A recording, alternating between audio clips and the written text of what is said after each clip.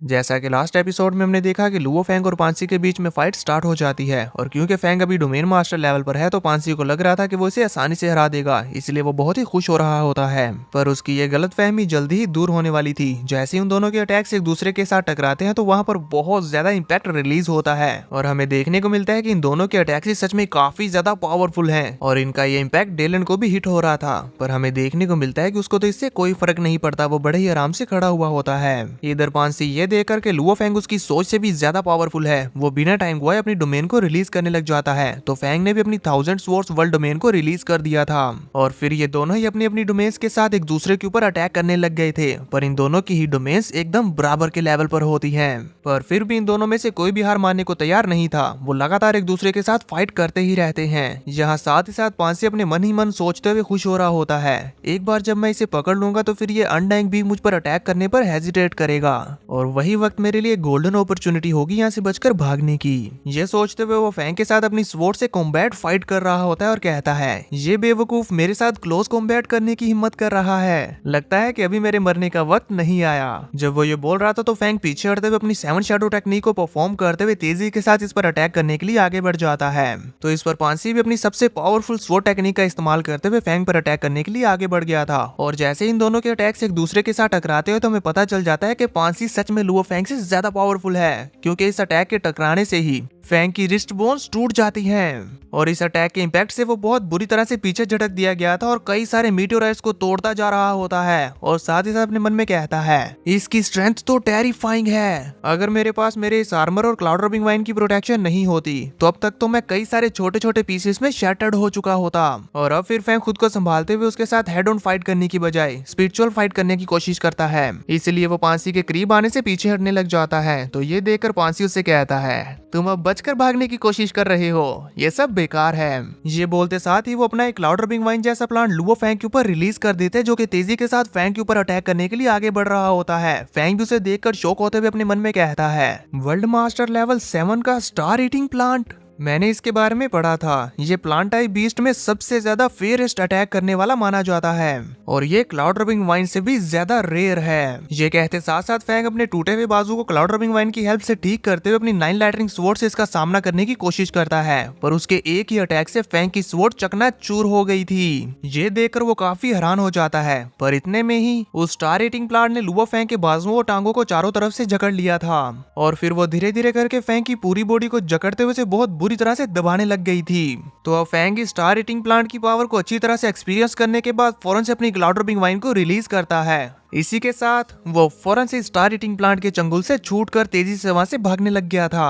पर अभी भी उस स्टार ईटिंग प्लांट ने लुओ फैंग की जान नहीं छोड़ी थी, तो क्लाउड रबिंग वाइन उसका सामना करने लग जाती है। अब ये दोनों प्लांट बीस्ट एक दूसरे के साथ फाइट कर रहे थे, तो फैंग को मौका मिल जाता है वहां से बचकर निकलने का। ये देखकर पांसी कहता है, तुम्हें क्या लगता है तुम इतनी आसानी से बचकर भाग सकते हो? ये कहते साथ ही वो अपने एक और ट्रम्प कार्ड को रिलीज करता है, जो कि होता है एक इविल प्लांट। ये प्लांट बीस्ट तो पहले वाले से भी ज्यादा फियर्स होता है, उसे देखकर तो फैंग भी शॉक्ड हो गया था। ये इविल प्लांट तो ऑलमोस्ट फैंग को निगलने ही वाला होता है कि तभी क्लाउड रबिंग वाइन ने आकर फैंग की जान बचा ली थी और फिर इन दोनों के बीच में यह स्ट्रगल स्टार्ट हो जाता है, जिसमें फैंग उन दोनों प्लांट से बचने की कोशिश कर रहा होता है और क्लाउड रबिंग वाइन इनको संभालने की कोशिश कर रही थी। यहाँ डेलन उस इविल प्लांट को देखते हुए कहता है, world master level 9 blood root evil flower plant. ये ब्लड रूट फ्लावर इसकी इंसेन स्ट्राइकिंग फोर्स और टेरिफाइंग डिवोरिंग एबिलिटी के लिए जाना जाता है। इसकी पावर किसी भी तरह से क्लाउड रबिंग वाइन से कम नहीं है। इस पांसी ने 2 अलग अलग तरह के वर्ल्ड मास्टर लेवल प्लांट्स को कल्टीवेट किया। योर मैजेस्टी, कहीं आप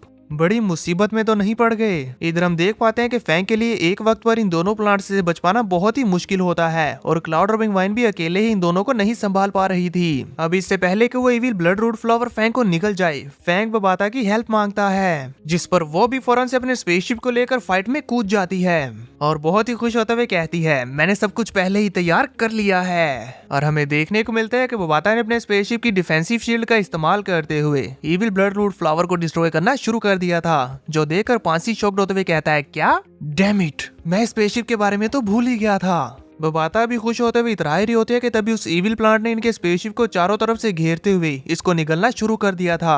ये देखकर पांसी को लगता है कि अब इनका स्पेसशिप डिस्ट्रॉय हो गया, इसलिए वो बहुत ही खुश होते हुए इविल्स की तरह जोर जोर से कह के लगाकर हंसने लगता है और फिर कहता है, भले ही तुम्हारा स्पेसशिप ज्यादा एडवांस्ड है तो क्या हुआ, मेरा ये blood root flower world master level 9 पर है। अभी वो ये बोल ही रहा था कि तभी वाता अपने स्पेसशिप के साथ उसके सभी फ्लावर्स को डिस्ट्रॉय करते हुए तेजी से उसके अंदर से बाहर आ जाती है, जो देखकर पांसी की हालत खराब हो गई थी। और इस वक्त उसका रिएक्शन क्या होता है ये आप स्क्रीन पर देख ही सकते हैं। और फिर वो वाता उसके इस इविल प्लांट को पूरी तरह से डिस्ट्रॉय करने के लिए क्लाउड रबिंग वाइन को वहां से साइड हटने को कहती है, और क्लाउड रबिंग वाइन के वहां से दूर हटते ही उसने इसके इविल प्लांट को पूरी तरह से डिस्ट्रॉय करना शुरू कर दिया था। वो वाता तो ये करते हुए काफी ज्यादा एंजॉय कर रही होती है, और पांसी को भी जल्दी ही रियलाइज हो गया था कि मेरा ये प्लांट उनका सामना नहीं कर सकता, इसलिए वो खुद को बचाने के लिए स्टार ईटिंग प्लांट से अपने आसपास एक डिफेंसिव बैरियर बनाने लगता है, जो देखकर फैंग मुस्कुराते हुए अपने रोबोट क्लैन के स्पेसशिप को बाहर निकालता है। और उस स्पेसशिप को देखते साथ ही पांसी शॉक्ड होते हुए कहता है, क्या अभी इनके पास एक और स्पेसशिप है। इधर फैंग ने वोबाता को इस स्पेसशिप को कंट्रोल करने के लिए बुला लिया था, तो वोबाता अपने मेन स्पेसशिप का कंट्रोल अटूका को दे देती है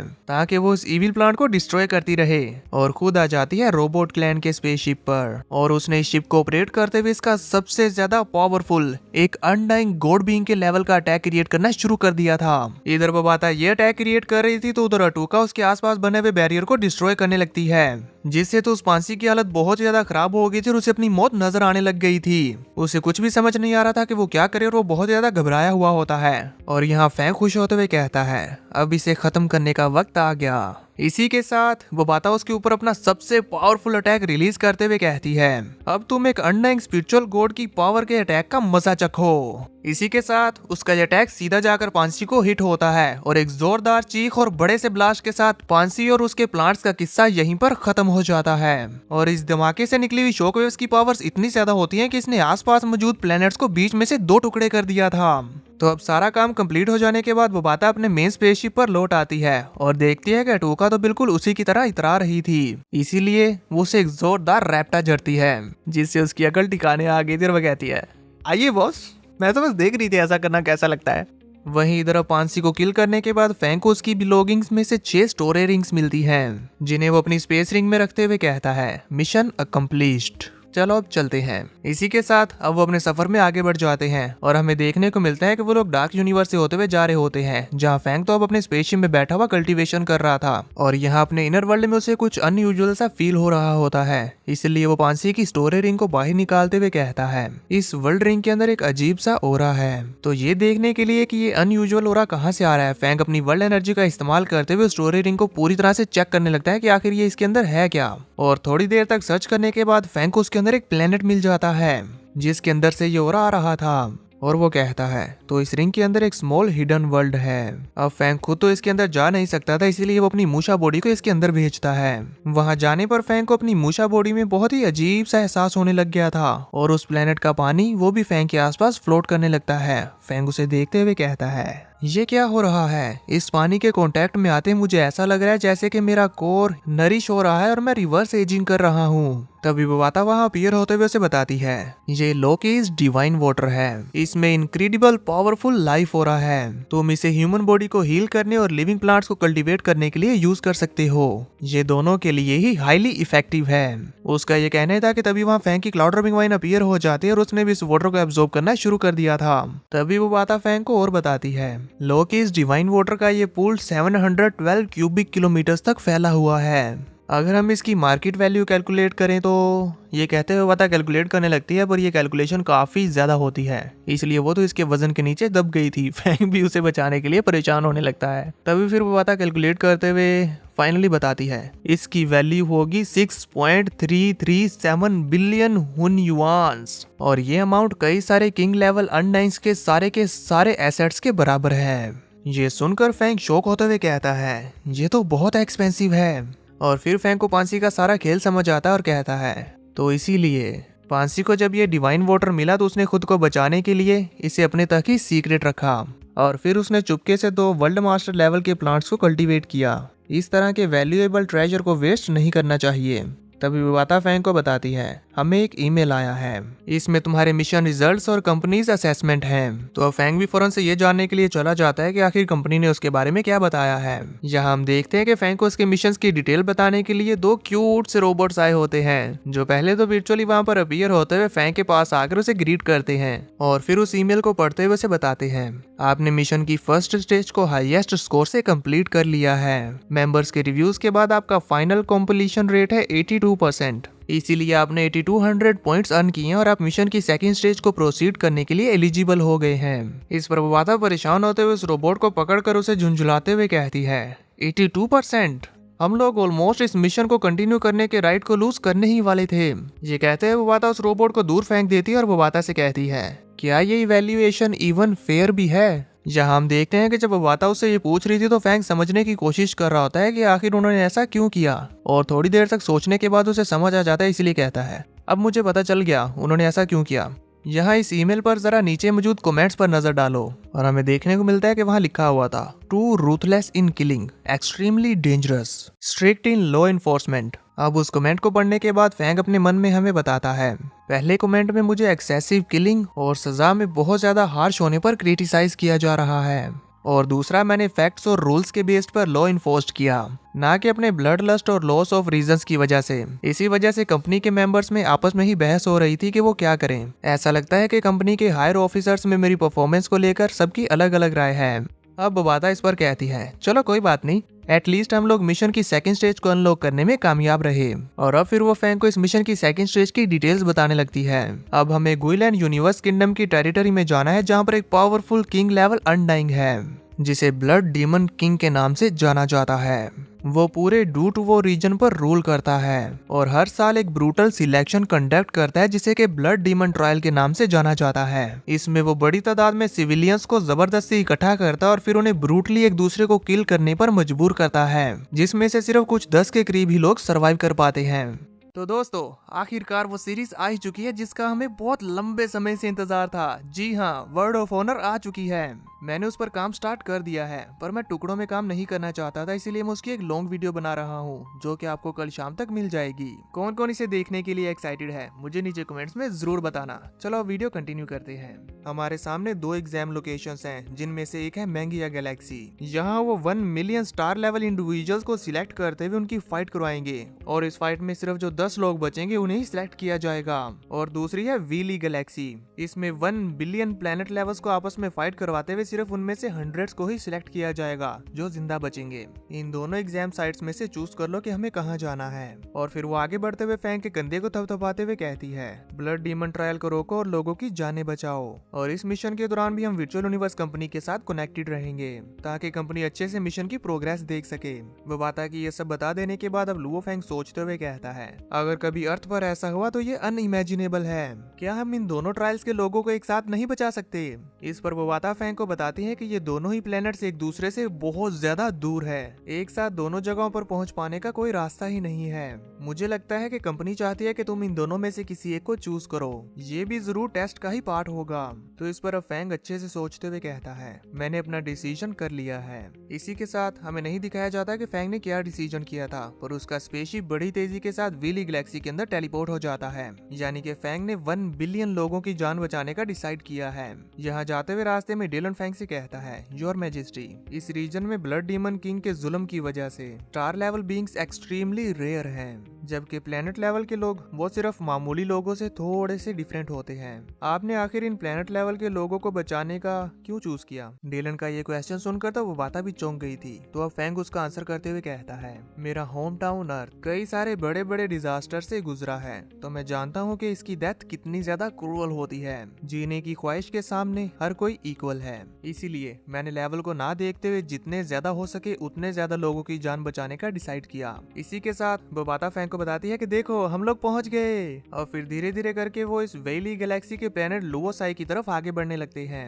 तभी हमें उस प्लेनेट के अंदर का सीन दिखाया जाता है, जहाँ के बैटल ग्राउंड्स को हम देखते हैं कि वहाँ पर तो हर तरफ खून ही खून और स्वॉर्ड्स ही स्वॉर्ड्स, वेपन्स ही वेपन्स पड़े हुए थे। तभी वहाँ पर कई सारे स्पेसशिप्स अपीयर होते हुए बहुत सारे स्लेव्स को फेंकना शुरू कर देते हैं, जिन्हें के बॉक्सेस में बंद कर यहाँ पर लाया जा रहा था। इधर फैंग को भी मिशन की डिटेल के बारे में बता दिया जाता है कि उसे 10 बिलियन प्लेनेट लेवल के लोगों को बचाने के लिए कितने पॉइंट्स मिलेंगे। तभी दूसरी तरफ हम उन स्लेव्स में से एक बच्ची को देखते हैं जो अपने गार्डियन से कहती है, हाय क्या हम लोग मरने वाले हैं? पर वो गार्डियन उस बच्ची का नेम लेते हुए कहता है, बुआ डरो मत, मैं तुम्हें हर हाल में सेफ रखूंगा, हम यहाँ से निकलेंगे। इसी के साथ उन्हें भी उठाकर बैटल ग्राउंड में पटक दिया जाता है। अब हम उस पर्सन को देखते हैं जो कि इस ब्लड डीमन ट्रायल को करवा रहा है। वो यहाँ इन कैदियों में कुछ अनाउंस करने के लिए आ रहा था और उसके सबॉर्डिनेट से हमें पता चलता है कि इसका नेम है लॉर्ड लेबिटी। तो वो इनसे पूछता है, क्या ब्लड डीमन ट्रायल के सभी पार्टिसिपेंट्स आ गए? तो इस पर उसके सभी सबॉर्डिनेट्स एक साथ कहते हैं, जी सब लोग आ चुके हैं। तो इस पर वो खुश होते हुए कहता है, बहुत खूब। इसी के साथ फिर वो सभी लोगों में जोर से अनाउंसमेंट कर देता है कि तुम सभी 10 बिलियन लोगों में से सिर्फ 100 ही सरवाइव कर पाएंगे। तुम में से जो कोई भी इस ग्रैंड ब्लड डीमन ट्रायल को पास कर लेगा वो हमारे ब्लड डीमन किंग के मोस्ट लॉयल इलाइट वॉरियर्स में से एक बन पाएगा। तो फिर चलो इस ट्रायल को स्टार्ट करते हैं, दिल खोल कर किलिंग्स करो। ये कहते हुए ये कमीना कितना ज्यादा खुश हो रहा था ये हम स्क्रीन पर देख ही सकते हैं। तभी इधर हम देखते हैं कि बैटल ग्राउंड में मौजूद हर एक शख्स उसे जो कोई वेपन नजर आता है वो उठाकर अपनी जान बचाने के लिए दूसरों को किल करना शुरू कर देता है। लोगों को जो अपनी जान के लिए एक दूसरों को किल करता हुआ देखकर लॉर्ड लेबिटी और उसके सभी सबॉर्डिनेट्स को तो बहुत ज्यादा मजा आ रहा होता और वो लोग जोर जोर से हंस रहे थे। तभी इधर हम फैंग को देख पाते हैं जो कि इस प्लेनेट के ऑर्बिट में अपने स्पेसशिप को रोके हुए था और यहीं से इन लोगों की घिनौनी हरकतों को देख रहा होता है। फैंग को तो बहुत निराशा हो रही थी और वो डेलन से कहता है, ब्लड डीमन किंग को ये सब करवाकर क्या मिलेगा? तो डेलन फैंग को बताता है कि वो उन ब्लड वॉरियर्स को सिलेक्ट करना चाहता है जो इजी टू ट्रेन हो और फिर वो उन्हें अपने सबॉर्डिनेट्स बनाते हुए अपनी पावर को बूस्ट करने के लिए यूज करेगा। इसीलिए वो इस ट्रायल को बड़ी इंपॉर्टेंस देता है और फिर वो और बताता है कि इस ट्रायल की भी निगरानी की जा रही है जो कि खुद ब्लड डीमन किंग का राइट हैंड कर रहा है।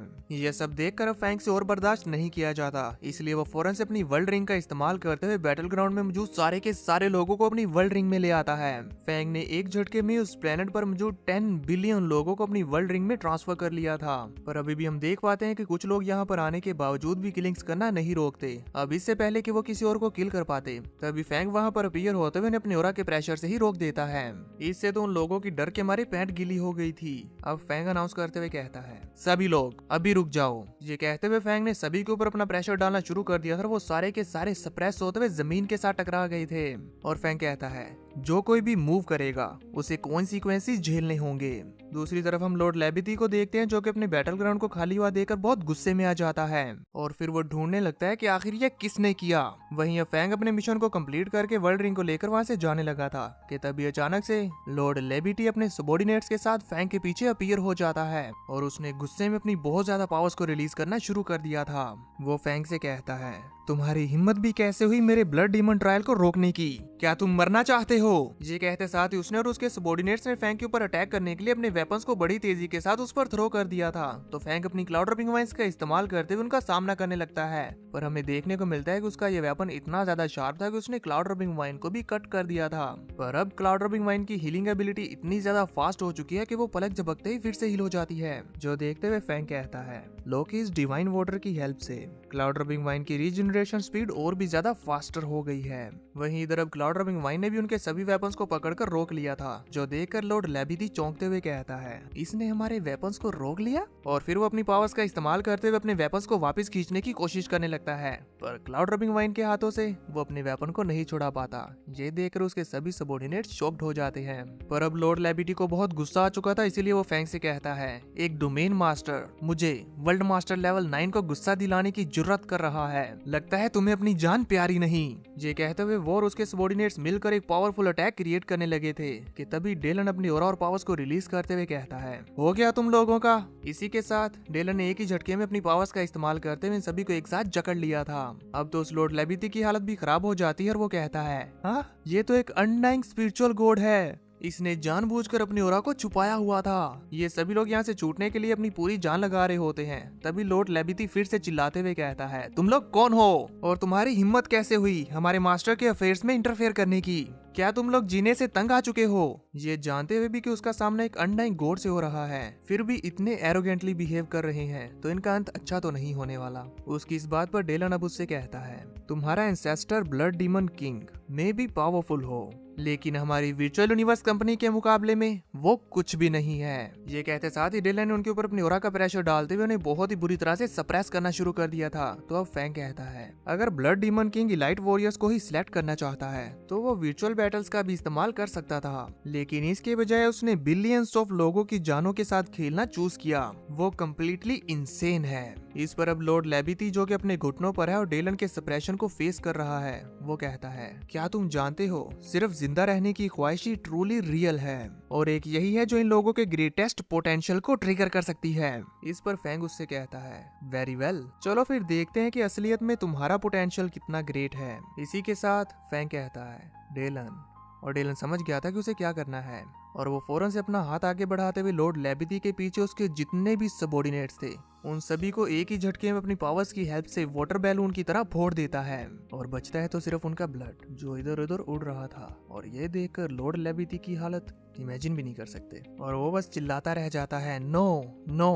इसी के साथ वो भी गुब्बारे की तरह फूट जाता है और फिर डेलन और लुबो फेंग वहां से चले गए थे, पर जाते जाते वो लोग इनके सारे के सारे स्पेसशिप्स को डिस्ट्रॉय कर देते हैं। अब इसके बाद फेंग उस वर्ल्ड रिंग के अंदर आते हुए इन सभी लोगों को बताता है आज के बाद आप सभी लोग आजाद हैं और तुम्हें ब्लड डीमन ट्रायल में भी हिस्सा लेने की कोई जरूरत नहीं। मैं तुम सभी को वर्चुअल यूनिवर्स कंपनी के हवाले कर रहा हूँ। कंपनी आप सभी को एक नया घर और पीसफुल लाइफ देगी। ये जानकर वो सभी 10 बिलियन लोग बहुत ही ज्यादा खुश हो जाते हैं और जोर जोर से फैंग को चीयर करने लग गए थे। अब इन सभी ने अपने वेपन फेंक दिए थे और अपने घुटनों पर आते हुए फैंग का शुक्रिया अदा करते हैं। मिशन के कंप्लीट हो जाने की खुशी में हम देखते हैं कि बबाता तो बीच के किनारे एंजॉय कर रही होती है, पर बेचारी अटूका की हालत खराब थी क्योंकि केकेडो से बहुत ही परेशान कर रहे थे और काट रहे थे, जिस वजह से वो तो रो रही होती है और बबाता उसे देखते हुए हंस रही होती है। तभी फैंग भी वहां पर आ गया था तो बबाता फौरन से उसके पास जाते हुए उसे बताती है कंपनी ने हमारे इस मिशन की इवैल्यूएशन कंप्लीट कर ली है, चलो देखते हैं इस बार हमारा रिजल्ट क्या है। और फिर जैसे वो इस ईमेल को ओपन करते हुए उसे पढ़ती है तो उन्हें पता चलता है कि उनका कॉम्प्लीटेशन रेट है 90% और उन्होंने 1,80,000 पॉइंट्स भी अर्न किए हैं। साथ ही वो लोग मिशन की थर्ड स्टेज के लिए भी एलिजिबल हो गए हैं।